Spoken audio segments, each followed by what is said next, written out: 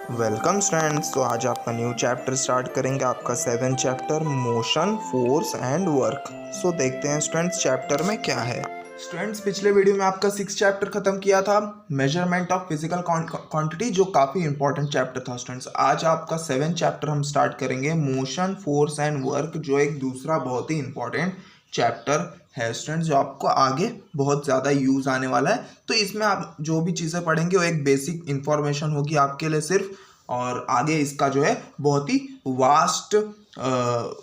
Vast detail आपको आगे standards में बताए जाएंगे स्टूडेंट्स, और क्या क्या इसके यूज़ है आपको आगे स्टैंडर्ड में देखने को मिल जाएंगे।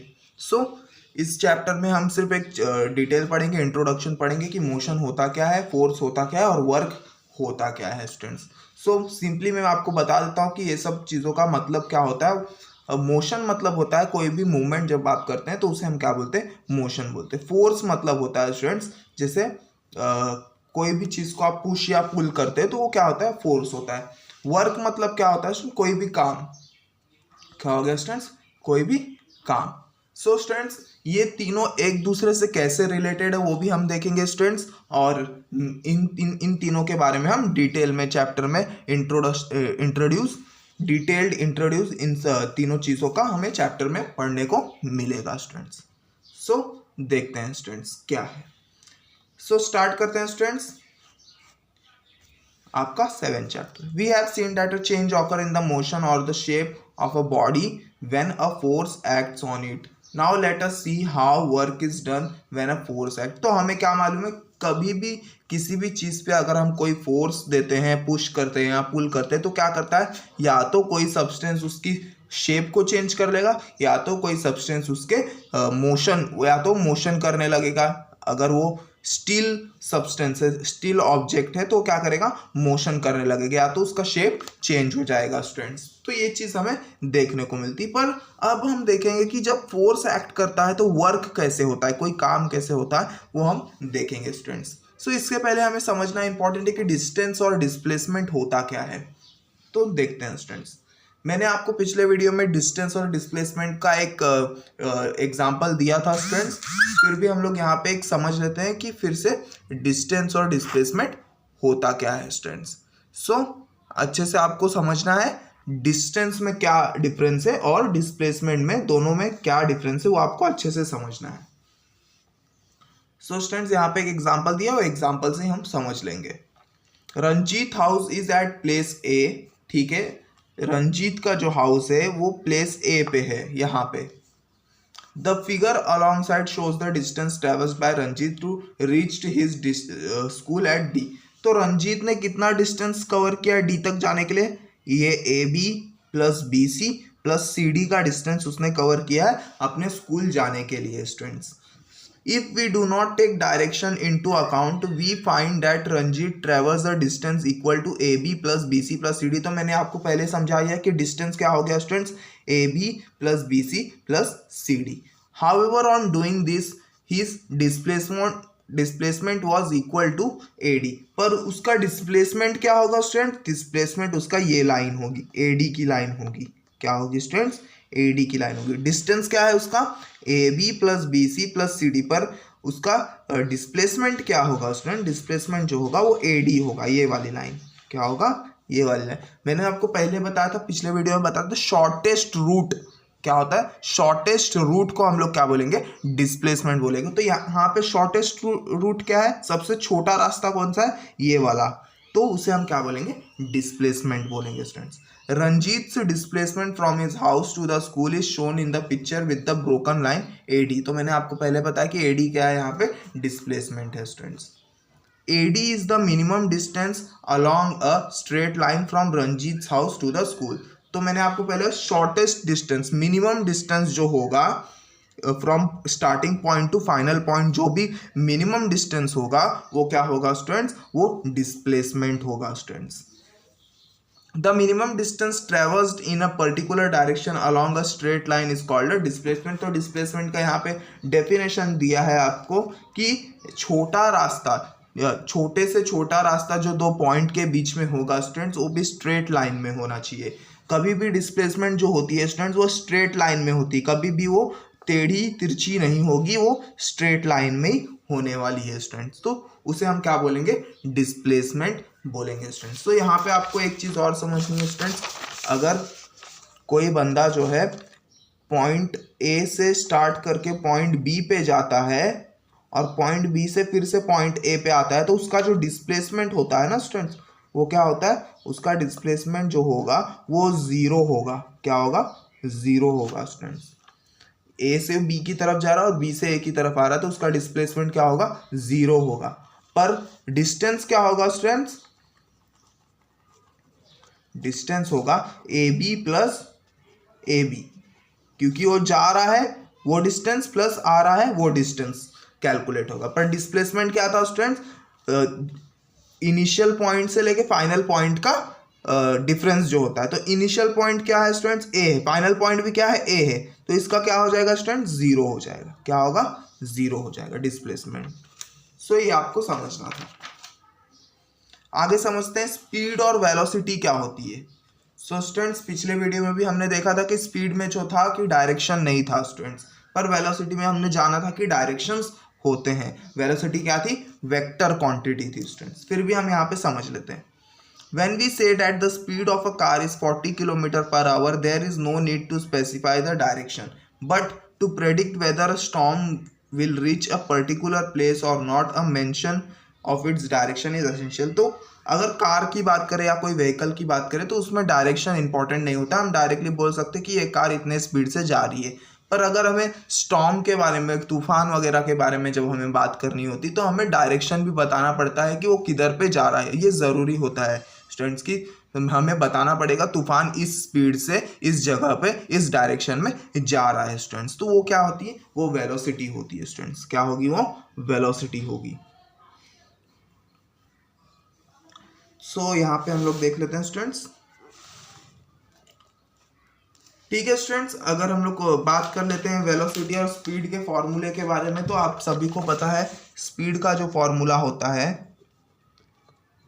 स्पीड का जो फॉर्मूला होता है क्या होता है, distance upon total distance upon total time, है ना स्टूडेंट्स, ये स्पीड का होता है। तो वेलोसिटी का क्या होगा स्टूडेंट्स, वेलोसिटी का होगा total displacement upon total displacement upon total time. तो ये वेलोसिटी का फॉर्मूला है, ये स्पीड का फॉर्मूला है। ये आपको हरदम याद रखना है, आगे बहुत ही यूज होगा students. So the unit of speed और velocity is written as metre per second. तो दोनों के यूनिट क्या है स्टूडेंट्स, मीटर पर सेकेंड है। क्या है, मीटर पर सेकेंड। तो यहाँ पे आपको एक सम टाइप दिया है, क्वेश्चन टाइप दिया है, वो देख लेते हैं स्टूडेंट्स।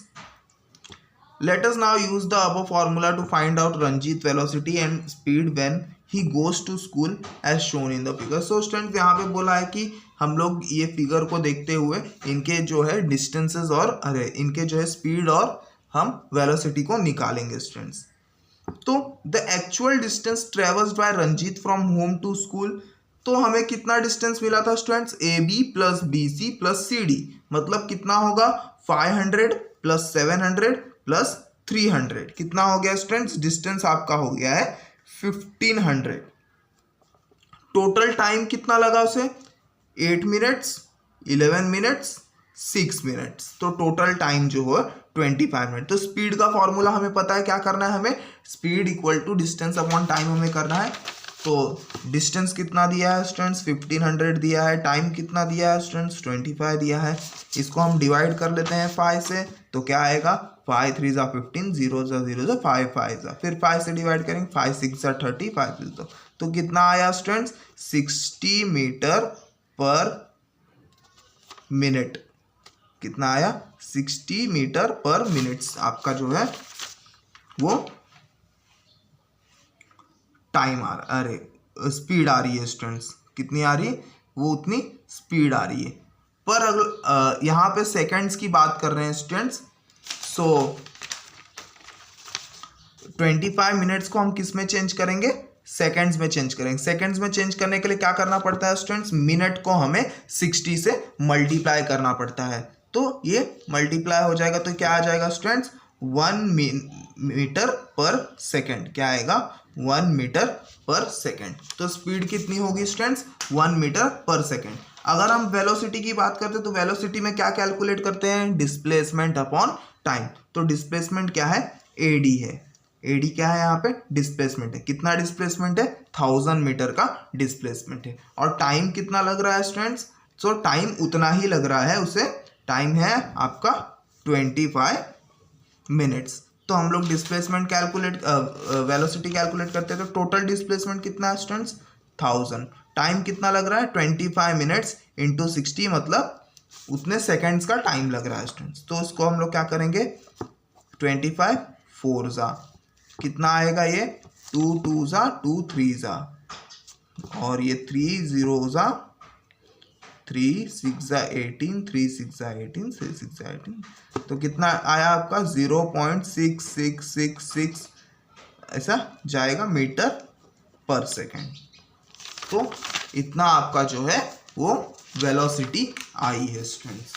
सो ये इस तरह से दोनों में डिफरेंस आता है स्टूडेंट्स वेलोसिटी में और स्पीड में। दोनों ही अलग अलग चीजें होती है students.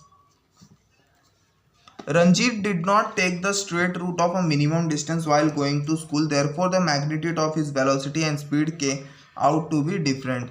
Had Ranjit actually gone by straight route AD, then the magnitude of his velocity and speed would have been same.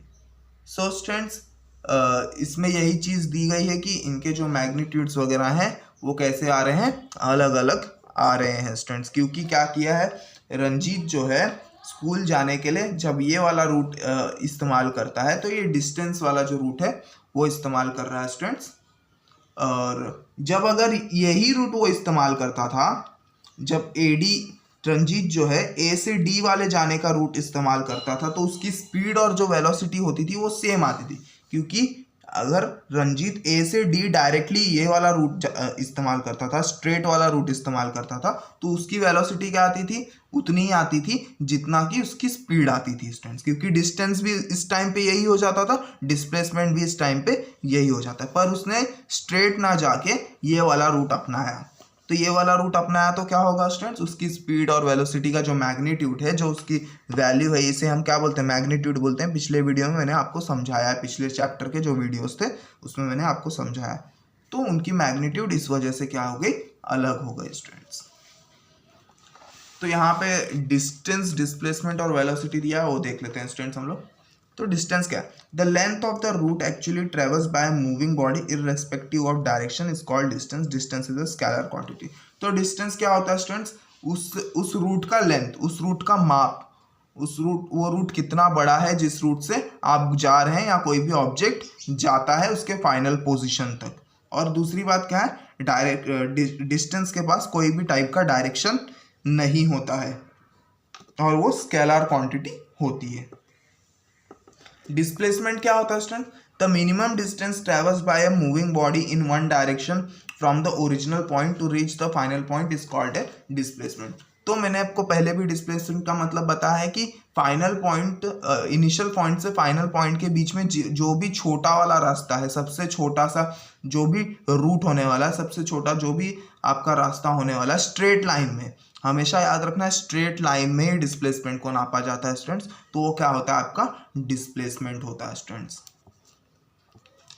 In displacement both distance and directions are taken into account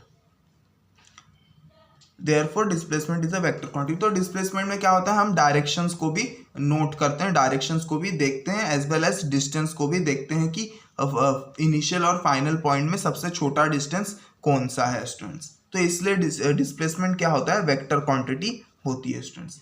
the unit of measurement of distance and displacement is the metre and SI as well as in the MKS system of the measurement. तो इसका unit क्या है students SI unit भी और MKS unit भी इनका क्या होता है मीटर होता है। एसआई हमने पहले पढ़ा था इंटरनेशनल सिस्टम ऑफ यूनिट्स जो होता है स्टूडेंट्स वो हमने पिछले वीडियो में देखा था स्टूडेंट्स।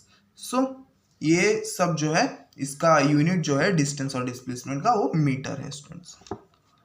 वेलोसिटी की बात करते हैं। Velocity is the distance traversed by a body in a specific direction in unit time. The velocity of the body can be calculated by following formula velocity equal to displacement upon period of time required for the displacement. तो मैंने आपको पहले बताया था velocity क्या होती है students, जो छोटा रूट, जो एक ही डायरेक्शन का जो रूट है, स्ट्रेट लाइन वाला जो रूट है, वो अपॉन टोटल टाइम। तो छोटे डायरेक्शन, छोटा वाला रूट जो एक डायरेक्शन में होता है, स्ट्रेट डायरेक्शन में होता है, उसे ही हम क्या बोलते हैं, डिस्प्लेसमेंट बोलते हैं students. So displacement upon time क्या हो गया स्टूडेंट्स, वेलोसिटी की डेफिनेशन हो गई। आगे देखते हैं students, average velocity and instantaneous velocity क्या होती है वो देख लेते हैं students. The velocity of an object can change even while it is moving along a straight line. Suppose that a truck is covering a distance of 40 km from A to D in a straight line, that is its displacement will be 40 km. So students, average velocity और instantaneous velocity हम पढ़ने वाले हैं, so उसे हम समझेंगे कि क्या होता है students। तो यहाँ पे आपको एक एग्जाम्पल दिया है students, the velocity of an object can change even while it is moving along a straight line. Suppose that a truck is covering a distance of 40 km from A to D in a straight line, that is its displacement will be 40 km students। सो यहाँ पे क्या दिया है students की जो velocity होती है किसी भी ऑब्जेक्ट की, वो चेंज भी हो सकती है अगर वो भले वो स्ट्रेट लाइन में ट्रेवल कर रहा हो स्टूडेंट्स। सो यहाँ पे एक ट्रक को मानने बोला है स्टूडेंट्स, वो A to D जाने वाला है और वो 40 किलोमीटर का डिस्टेंस कवर करने वाला है। तो उसकी डिस्प्लेसमेंट क्या होगी स्टूडेंट्स, उसकी डिस्प्लेसमेंट क्या हो जाएगी, 40 किलोमीटर हो जाएगी, क्योंकि ये स्ट्रेट लाइन में है तो डिस्प्लेसमेंट क्या होगी, 40 किलोमीटर्स की होगी। If it requires all together 1 hour for this, it's average velocity is 40 kilometre per our. However, if the truck travels the 10 kilometer distance AB in 10 minutes, BC in 20 minutes and CD in 30 minutes, then अब students वो बात कर रहा है अगर ये 40 kilometre का distance 1 घंटे में कवर करता है तो इसकी स्पीड कितनी होगी स्टूडेंट्स, ट्रक की 40 किलोमीटर पर आवर, मतलब 1 घंटे में वो 40 किलोमीटर जाएगा। पर अगर ऐसा हो तो कि AB का जो डिस्टेंस है वो 10 किलोमीटर का डिस्टेंस जो है वो 10 मिनट में कंप्लीट कर रहा है, BC का जो डिस्टेंस है 10 किलोमीटर का वो 20 मिनट में कवर कर रहा है, और CD का जो डिस्टेंस है वो 30 मिनट में कवर कर रहा है, तो उसकी वेलोसिटी क्या होगी स्टूडेंट्स। सो हमें अलग अलग अब निकालनी पड़ेगी कि वेलोसिटी क्या होगी student. So velocity for the distance AB in kilometre पर, तो AB के लिए वेलोसिटी क्या होगी स्टूडेंट्स, 10/10, मतलब distance upon displacement upon time. तो डिस्प्लेसमेंट कितना है, A से B की जा 10 किलोमीटर का है, टाइम कितना लग रहा है 10 मिनट का, तो क्या हो जाएगा स्टूडेंट्स 10 किलोमीटर्स इक्वल टू, अब ये देखो 10 मिनट्स दिया है, तो 10 मिनट्स को आपको क्या करना है, 10 मिनट्स को आप आवर्स में चेंज कर लो। किस में चेंज कर लो, आवर्स में। हम लोग को पर आवर में निकालना है स्टूडेंट्स, तो 10 मिनट्स को हम लोग क्या करेंगे, आवर्स में चेंज कर लेंगे। तो यहाँ पे वेलोसिटी हम निकालने वाले हैं स्टूडेंट्स। तो अब हमारा क्या था, 10 किलोमीटर डिस्टेंस था अपॉन, और हमारा टाइम कितना था स्टूडेंट्स, हमारा टाइम था 10 मिनट्स का। तो मैं क्या कर रहा हूँ, मिनट्स को आवर्स में चेंज कर रहा हूँ। तो मिनट्स को आवर्स में चेंज करने के लिए क्या करना पड़ता है स्टूडेंट्स, 60 से डिवाइड करना पड़ता है। क्या करना पड़ता है, 60 से डिवाइड करना पड़ता है। 60 से डिवाइड किया तो क्या होगा स्टूडेंट्स, ये वाला जो होगा ये ऊपर जाएगा स्टूडेंट्स, क्या होगा, ये ऊपर चला जाएगा। तो क्या आएगा स्टूडेंट्स, हमारा 60/10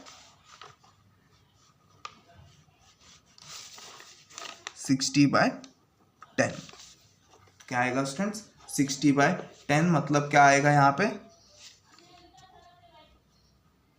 6 किलोमीटर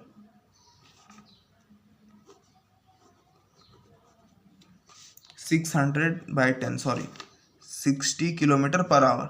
सो क्या आएगा आपका 60 किलोमीटर पर आवर आएगा।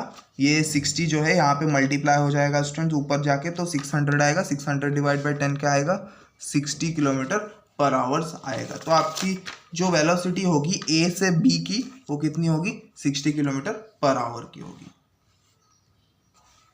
Now deduce the velocity for the distance BC and CD. We see that the velocity of the truck is different in the different segment of the road AB, BC and CD. However, the average velocity for the entire route AD is 40 km per hour. The velocity at a particular moment of time is called instantaneous velocity.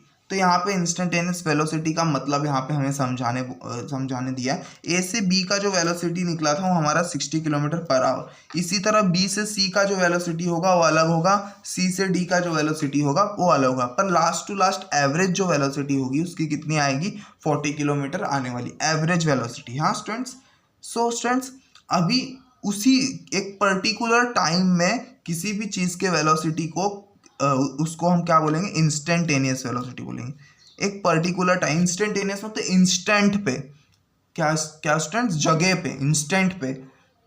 तो instantaneous velocity क्या होती है कि एक particular time पे किसी भी चीज़ की वेलोसिटी क्या है उसे हम क्या बोलते हैं, उस वेलोसिटी को हम क्या बोलते हैं, इंस्टेंटेनियस वेलोसिटी बोलते हैं। मैं यहाँ पे अगर वेलोसिटी को कैलकुलेट करता हूँ ट्रक के, तो मैं क्या कैलकुलेट करूँगा, इंस्टेंटेनियस वेलोसिटी को कैलकुलेट करूँगा इंस्टेंट टाइम पे, जगह पे। The instantaneous velocity can be different at different time, और हर टाइम पे इंस्टेंटेनियस वेलोसिटी क्या होती है, अलग होगी स्टूडेंट्स। डिफरेंट टाइम पे डिफरेंट इंस्टेंटेनियस वेलोसिटी हमें मिलेगी। अगर मैं यहाँ पे वेलोसिटी नापता हूँ तो अलग मिलेगी, यहाँ पे वेलोसिटी नापूंगा तो अलग मिलेगी, यहाँ पे वेलोसिटी नापूंगा तो अलग मिलेगी। तो ऐसे सभी पॉइंट्स पे, सभी टाइम पे, सभी अलग अलग टाइम पे अलग अलग हमें इंस्टेंटेनियस वेलोसिटी मिलने वाली है स्टूडेंट्स। आगे चलते हैं स्टूडेंट्स, अब पढ़ेंगे एक्सेलरेशन। क्या पढ़ेंगे स्टूडेंट, एक्सेलरेशन क्या होता है वो देखते हैं। In the previous example, the truck covered the distance AB at a velocity of 60 km per hour, BC at 30 km per hour and CD at 40 km per hour. It means that the velocity of the distance CD is greater than the velocity of the distance BC. From the number of seconds required for this change in velocity to take place, the change in velocity per second can be deduced. This is called acceleration. So students यहाँ पे हम क्या देखने वाले हैं, यहाँ पे हमें क्या पता चला कि ए बी जो वेलोसिटी, ए बी की जो वेलोसिटी थी ए से बी की, वो कितनी थी, वो ट्रक की 60 किलोमीटर पर आवर में उसने कवर की थी। पर बी सी की जब हम वैल्यू करते, बी से लेके सी जब ट्रक चलता है तो 30 किलोमीटर पर आवर से चला, और सी से डी की तरफ अगर ट्रक चलता है तो 40 किलोमीटर पर आवर की स्पीड से चल रहा था स्टूडेंट्स। तो अब इसमें देखो स्टूडेंट्स, इसमें क्या हुआ है ना कि वेलोसिटी चेंज हुई है बार बार। क्या हुआ है स्टूडेंट्स, वेलोसिटी बहुत बार चेंज हुई है। तो उस वेलोसिटी को, उस चेंज को हम कैसे कैलकुलेट करेंगे, और उस चेंज को हम क्या बोलते हैं, जो वेलोसिटी चेंज हुई है उसे हम क्या बोलते हैं, तो उसे ही हम क्या बोलते हैं, एक्सेलरेशन बोलते हैं। चेंज ऑफ वेलोसिटी उसे हम क्या बोलते हैं, एक्सेलरेशन बोलते हैं। एक्सेलरेशन मतलब क्या हुआ स्टूडेंट, चेंज ऑफ वेलोसिटी पर सेकेंड। क्या स्टूडेंट्स, चेंज ऑफ वेलोसिटी पर सेकेंड, उसे हम क्या बोलेंगे, एक्सेलरेशन बोलेंगे। जब हम ये चीज़ कैलकुलेट करेंगे कि कितना चेंज हो रहा है वेलोसिटी पर सेकेंड, उसे हम बोलेंगे एक्सेलरेशन। क्या बोलेंगे, एक्सेलरेशन। तो क्या रीजन है एक्सेलरेशन का वो देख लेते हैं स्टूडेंट्स। एक्सेलरेशन का फॉर्मूला क्या है, change in velocity upon time taken for change. You know that the truck driver increases or decreases the velocity of the truck by means of accelerator. तो आपको पता है कि उस ट्रक में या किसी भी व्हीकल में एक्सेलरेटर्स लगे होते हैं, जो क्या करते हैं, एक्सेलरेटर जो होता है, अगर हम कम ज़्यादा करते हैं तो जो ट्रक की या कोई भी व्हीकल की स्पीड जो होती है, वेलोसिटी जो होती है, वो ज़्यादा कम होती रहती है students. You might have seen a toy car that runs on a clockwork spring. When it is released at the flat floor after winding up the spring, it goes in a straight line. However, when it is hit on one side, it changes direction and keeps going. If it collides into wall, it stops. It means that its velocity changes. How did this change takes place? So students, आपने एक car देखी होगी, जिस चाबी वाली जो car होती है, उसे हम जब फ्लैट फ्लोर पे छोड़ते हैं तो वो कैसी जाती है, वो स्ट्रेट डायरेक्शन में जाती है। और अगर हम उसे थोड़ा सा धक्का दे देते तो वो टर्न होके स्ट्रेट डायरेक्शन में जाती, पर स्ट्रेट जाती है। और सामने अगर दीवार वगैरह आ जाती तो वो दीवार को टकरा के रुक जाती है स्टूडेंट्स। सो क्यों रुक क्यों गए, हमने तो चाबी पूरी घुमाई थी, वो रुकी क्यों स्टूडेंट्स। तो वहां पे क्या चेंज आ रहा है वो हम देखते हैं, कैसे वेलोसिटी में चेंज आ रहा है। वेलोसिटी उसकी कैसे जीरो हो गई डायरेक्टली, क्योंकि वो दीवार को टकरा के रुक गई स्टूडेंट्स, तो उसकी वेलोसिटी वहां पे क्या हो गई, जीरो हो गई स्टूडेंट्स। तो ये सब चेंज कैसे आ रहे हैं वो हम देखने वाले हैं इस चैप्टर में अभी। It happens because the car comes into contact with something external to it. On a football ground, how does the direction of the ball moving in a straight line change? We see some player changing its direction by kicking it. When its direction changes, the velocity of the ball changes. That is to say, as acceleration takes place. The interaction that brings about the acceleration is called force. Force acts on a body. So students वो car इसलिए रुकी क्योंकि उसके सामने और उसके आसपास कुछ एक्सटर्नल चीज़ें आ गई, कुछ बाहरी चीज़ें आ गई थी स्टूडेंट, जो उसकी वेलोसिटी चेंज कर दी थी स्टूडेंट्स। सेम फुटबॉल ग्राउंड में भी जो फुटबॉल होते हैं स्टूडेंट्स, अब जो फुटबॉलर्स होते हैं आपने देखा होगा कि वो स्ट्रेट किक करते हैं, पर बॉल कैसे जाती है, ऐसे जाती है, ऐसे टर्न होके जाती है ना स्टूडेंट्स, या तो ऐसे टर्न होके जाती है।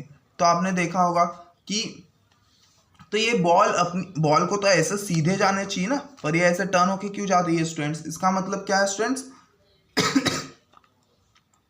बॉल की वेलोसिटी जो है वो चेंज होते रहती है।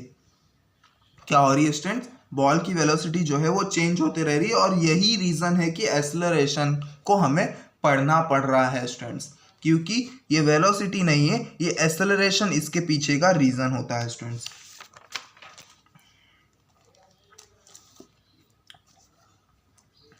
Velocity of the ball change that is से एन एक्सेलरेशन टेक। तो मैंने पहले बोला कि एक्सेलरेशन वहां पे काम करता है स्टूडेंट्स, और जो चीज जो एक्सेलरेशन को ऐसी जो चीज है जो एक्सेलरेशन को पैदा करती है एक टाइप से, वो क्या चीज है स्टूडेंट्स, वो फोर्स है। यहाँ पे लिखा है ना, the interaction that brings about the acceleration is called force. मतलब फोर्स के ही वजह से जो होता है एक्सेलरेशन क्रिएट होता है, एक्सेलरेशन प्रोड्यूस होता है students. Force acts on a body, और क्या चीज है यहाँ पे, फोर्स जो है एक्ट्स ऑन। तो यहाँ का जो रीजन है मैं आपको बता देता हूँ कि ये कैसे होता है स्टूडेंट। एक तो जो फुटबॉलर होता है उसे किक करता है एक फोर्स से स्टूडेंट्स, और सामने जो होता है वहाँ पे जो होता है एटमॉस्फेयर का फोर्स होता है, जो हमारे आसपास की हवा होती है ना स्टूडेंट, यहाँ पे जो होता है सीधे जो होता है वो एटमॉस्फेयर का फोर्स होता है। जब हम फुटबॉल को ऐसे किक करते हैं जोर से, तो ये क्या होता है स्टूडेंट्स, ये इस फोर्स के कारण जो होता है ऐसे घूम जाता है। क्या होता है स्टूडेंट्स, ऐसे ये घूम जाता है, क्योंकि ये फोर्स भी है और ये फोर्स भी लग ही रहा है स्टूडेंट्स, तो इसलिए सीधा नहीं जाके क्या होता है, ऐसे घूम जाता है। यहाँ पे भी फोर्स होगा, यहाँ पे भी फोर्स होगा, तो इसलिए कैसे जाता है, ऐसे जाता है। कैसे जाता है, ऐसे। सो इसके लिए क्या होता है स्टूडेंट्स, इसके लिए फुटबॉल जो होता है इस तरह से जाता है। तो फोर्स के वजह से क्या हो रहा है स्टूडेंट, एक्सेलरेशन क्रिएट हो रहा है स्टूडेंट्स। यूनिट ऑफ एक्सेलरेशन क्या है students, metre per second square. क्या है, metre per second square. Velocity और स्पीड का क्या था, मीटर पर सेकेंड था। अब यहाँ पे एक और एग्जांपल है, वो भी देख लेते हैं students. Take a glass marble and let it roll on a big smooth table top. After some time its velocity will decrease and it will stop. On a carom board, the carom coin pushed by the striker will move forward some distance and then come to a stop. If the coin is pushed after applying talcum powder to the carom board, it will keep moving for a longer time and then come to a stop. So students आपने देखा होगा जैसे कुछ marbles को आप ले लो students और उसे टेबल पे आप छोड़ दो, तो वो क्या करेंगे, कुछ देर के बाद रुक जाएंगे। सेम आप कैरम बोर्ड जब आप खेलते हैं तो उसमें जो स्ट्राइकर जो होता है वो भी थोड़ी देर बाद रुक जाता है, और जब आप पाउडर लगाते हैं तो क्या होता है, थोड़ी ज़्यादा देर के बाद वो रुकता है, मतलब थोड़ा सा ट्रैवल करता है, थोड़ा सा मूवमेंट और ज़्यादा करता है वो जब आप पाउडर लगाते हैं स्टूडेंट्स। सो ऐसा क्यों हो रहा है स्टूडेंट्स, वो देख लेते हैं, वो समझना इंपॉर्टेंट है। The velocity of the coin decreases due to the force of the friction and the coin stops. If the friction between the carom board and the coin is reduced, the coin keeps moving for a longer time. it would mean that if no force of friction is acting on a moving body, it will keep on moving with a constant velocity. तो ये क्यों हो रहा है students, coin क्यों stop हो जा रहा है, जो कैरम की कॉइन्स हैं वो क्यों स्टॉप हो जा रहे हैं, तो ये इसलिए स्टॉप हो रहे हैं क्योंकि वहाँ पे फ्रिक्शन काम कर रहा है। क्या काम कर रहा है, फ्रिक्शन काम करता है, घर्षण जिसे हम बोलते हैं फ्रिक्शन। तो वहाँ पे जो हो रहा है फ्रिक्शन काम कर रहा है, और जब हम पाउडर डालते हैं तो फ्रिक्शन जो होता है वो कम हो जाता है, और इसके लिए जो हमारा कॉइन होता है कैरम का, वो ज़्यादा देर तक मूवमेंट करता है students.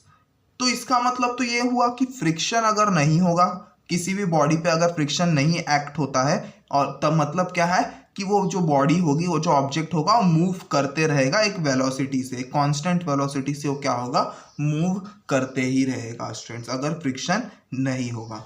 The scientist sir Isaac Newton was the first to study force and the resulting acceleration. और जो महान साइंटिस्ट थे हमारे सर आइजैक न्यूटन, उन्होंने ये पहली बार स्टडी किया है फोर्स के बारे में और एक्सेलरेशन के बारे में, और उन्होंने ये सारी चीज़ें हमें बताई है students. Newton's first law of motion. तो Newton's first law of motion हम देखते हैं। न्यूटन्स के 3 लॉ है स्टूडेंट, जिसमें से अभी हम फर्स्ट पढ़ने वाले हैं। If no force is acting on a body, its velocity does not change, that is the body does not accelerate. In other words, if a body is stationary, it will remain stationary. If it is in motion, it will continue moving with the same velocity and in the same direction. तो sir Newton जो है वो क्या बोल रहे हैं students, अगर कोई भी फोर्स किसी भी बॉडी पे अगर नहीं लगता है तो उसकी वेलोसिटी जो है वो चेंज नहीं होगी स्टूडेंट्स। अगर मैं बात करता हूँ मार्बल्स की, जो हमने टेबल पे छोड़ दिए थे स्टूडेंट्स, अगर मैं उसकी बात करता हूँ तो अगर उस पर फ्रिक्शनल फोर्स नहीं लगता है, अगर उस पर फ्रिक्शनल फोर्स नहीं लगता तो क्या होता था, वो मूव करते रहता था, वो रुकता ही नहीं था कभी। तो इसका मतलब क्या है कि बॉडी उस एक्सेलरेट नहीं करेगी, जब तक उस पर फोर्स नहीं पड़ेगा तब तक बॉडी क्या होगी, एक्सेलरेट नहीं करेगी स्टूडेंट्स।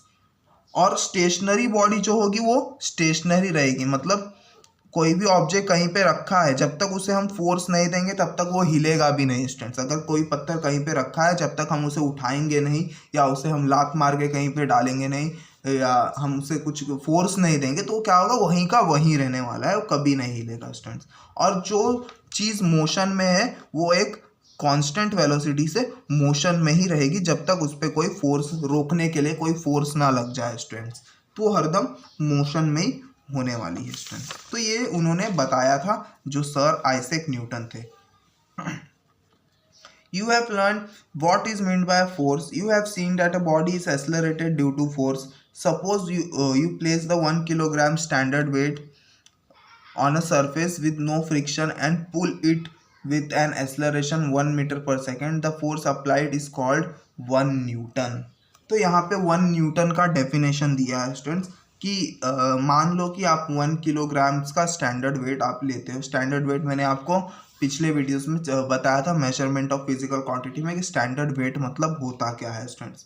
तो 1 किलोग्राम्स का आप एक वेट ले रहे हो स्टूडेंट्स, और उसको ऐसे सरफेस पे आपने रखा है जहाँ पे फ्रिक्शन है ही नहीं। क्या है स्टूडेंट्स, जहाँ पे फ्रिक्शन नहीं होता है। और जब आप उसे उठाते हैं, और वो भी कितने एक्सेलरेशन से, 1 मीटर पर सेकेंड के एक्सेलरेशन से जब आप उसे उठाते हैं, तो उस फोर्स को हम क्या बोलेंगे, जो आपने फोर्स लगाया वो फोर्स कितना होगा स्टूडेंट्स, 1 न्यूटन का फोर्स होगा। कितना होगा, 1 न्यूटन का फोर्स होगा। सिंपल आपको क्या समझना है स्टूडेंट्स, 1 kg के चीज़ को आप ऐसे सरफेस से उठा रहे हैं जहाँ पे कोई भी फ्रिक्शन फोर्स नहीं है, वो भी 1 मीटर पर सेकेंड स्क्वायर के एक्सेलरेशन से। तो वो आपने कितना फोर्स लगाया है, आपने 1 न्यूटन का फोर्स लगाया है स्टूडेंट्स। तो आपको सिर्फ इतना याद रखना है, कोई भी चीज़ को जब आप उठा रहे हैं जो 1 kg की है और हम उसे 1 मीटर पर सेकेंड के एक्सेलरेशन से उठा रहे हैं, तो हम कितना फोर्स लगा रहे हैं, हम 1 न्यूटन का फोर्स लगा रहे हैं students. Place a weight of 1 kilogram on a smooth wooden table. Spread some talcum powder evenly on the table. Now pull the 1 kg weight with an acceleration 1 meter per second. Again pull it with an acceleration of 2 meter per second. It means that now you have applied a force of 2 Newton.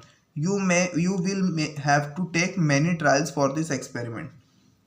So students अगर आपने उसी 1 kg को 2 metre per second के acceleration से उठाया तो आपने कितना फोर्स लगाया, आपने 2 न्यूटन का फोर्स लगाया है। तो ऐसा आप एक्सपेरिमेंट्स ट्राई करो स्टूडेंट्स, जहाँ पे आप एक सबसे कम फ्रिक्शन वाली जगह बनाओ, जैसे कैरम बोर्ड का जो है उस पर आप बहुत सारा पाउडर डाल दो और वहाँ से जो है कि आप उसे उठाने की कोशिश करो 2 मीटर पर सेकेंड के एक्सेलरेशन से, तो आपने 2 न्यूटन का फोर्स वहाँ पे लगाया है स्टूडेंट्स।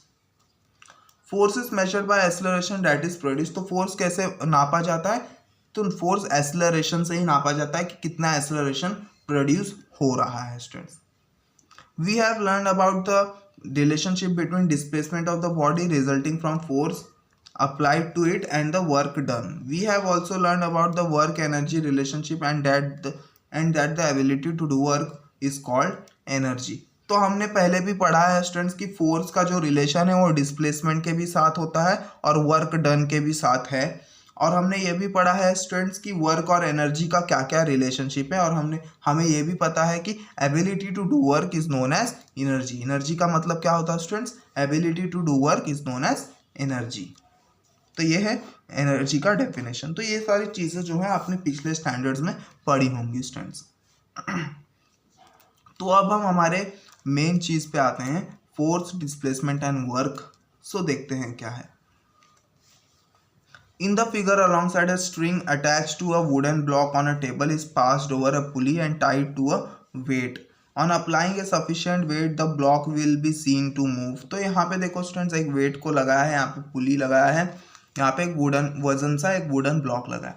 तो यहाँ पे एक टाइम ऐसा आएगा कि जब हम यहाँ पे वेट को बढ़ाएंगे तो एक टाइम ऐसा आएगा कि ये वुडन ब्लॉक जो है वो खींचने लगेगा, वो इस तरफ मूव करने लगेगा।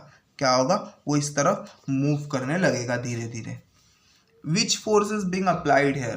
How can this force be increased? What will happen applying more force? When can see that?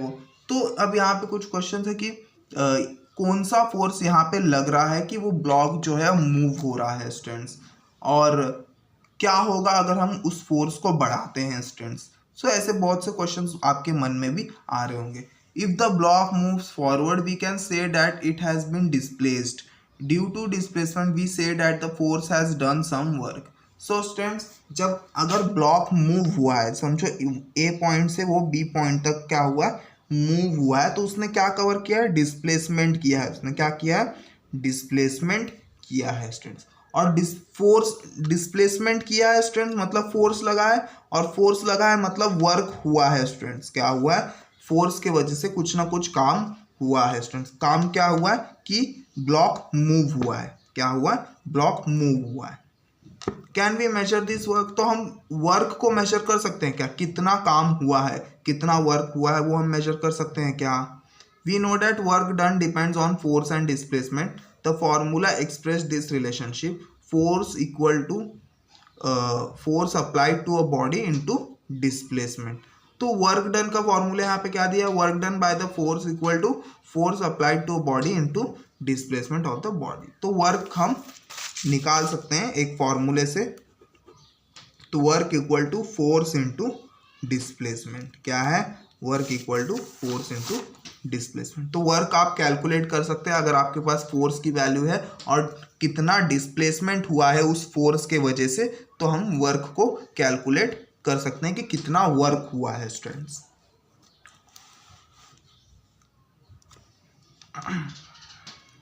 In the SI system the unit of work is joule. तो वर्क का यूनिट क्या होता है स्टूडेंट्स, वर्क का unit हम work को joule में नापते हैं students. While the unit of force is newton, और फोर्स को हम किससे नापते हैं, न्यूटन में नापते हैं। And unit of displacement is metre, तुम और डिस्प्लेसमेंट को किस में नापते हैं, मीटर में। In CGS unit work is अर्ग, और सीजीएस यूनिट में जो छोटा वाला यूनिट होता है, सेंटीमीटर वाला यूनिट जो होता है, उसको हम लोग अर्ग में नापते हैं। एसआई सिस्टम में वर्क को किस में नापते हैं, जूल में, पर सीजीएस सिस्टम में वर्क को किस में नापेंगे, अर्ग में नापेंगे, ईआरजी, अर्ग में नापेंगे स्टूडेंट्स। सो ये है फोर्स, डिस्प्लेसमेंट और वर्क का जो था रिलेशन है, वर्क, फोर्स और डिस्प्लेसमेंट। सो आई होप आपको ये जो पूरा वीडियो है वो अच्छे से समझा होगा स्टूडेंट्स। नेक्स्ट वीडियो में आपका 8th चैप्टर स्टार्ट करेंगे जो है स्टैटिक इलेक्ट्रिसिटी स्टूडेंट्स। सो बहुत ही छोटा चैप्टर था आपका जो ये मोशन फोर्स एंड वर्क, आपका 7 चैप्टर जो है वो ख़त्म हो चुका है स्टूडेंट्स। और कुछ भी डाउट है तो आपको वो पूछना है स्टूडेंट्स। सो आई होप आपको वीडियो समझा होगा स्टूडेंट्स। थैंक यू स्टूडेंट्स, मिलते हैं नेक्स्ट वीडियो में न्यू चैप्टर के साथ।